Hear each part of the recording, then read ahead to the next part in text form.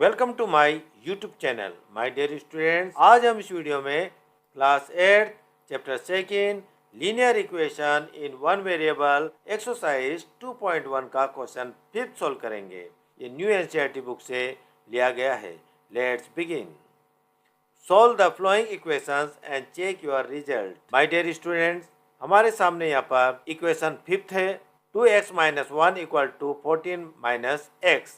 ये जो इक्वेशन है उसे हमें सोल्व करना है और इसका जो रिजल्ट है उसे चेक भी करना है। तो हम सॉल्यूशन यहाँ से स्टार्ट कर लेते हैं। तो यहाँ लिख लेते हैं।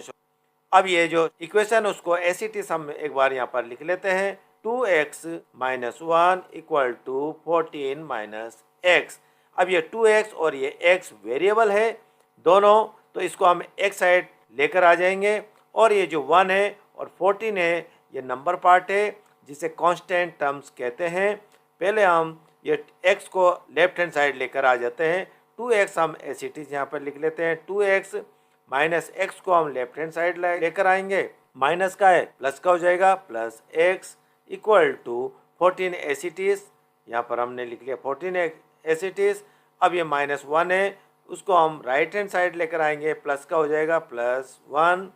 अब यहाँ पर 2x और x दोनों प्लस के हैं तो इनको ऐड कर लेंगे तो हमें मिला 3x = 14 को 1 से ऐड कर लेंगे, 15 हो गया। x की वैल्यू हमें निकालना है तो हम x एज इट इज यहाँ लिख लिए = 15 एज इट इज। अब ये 3x के साथ मल्टीप्लाई हो रहा है तो 3 को हम राइट हैंड साइड लेकर आएंगे, इसलिए ये डिवाइड में हो जाएगा यानी डिनोमिनेटर में आ जाएगा। तो यहाँ लिख लेते हैं 3। अब 15 को 3 से कैंसिल करते हैं तो 3 × 1 = 3, 3 × 5 = 15।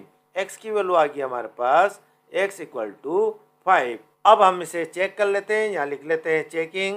यहाँ लिख लेते हैं LHS और इधर लिख लेते हैं RHS। तो LHS क्या है हमारे पास 2x - 1, यहाँ पर लिख लेते हैं 2x - 1। RHS है हमारे पास वो है 14 - x, यहाँ लिख लेते हैं 14 - x। अब जो x की वैल्यू है हमारे पास 5, वो x की जगह हम लिख लेते हैं इसको।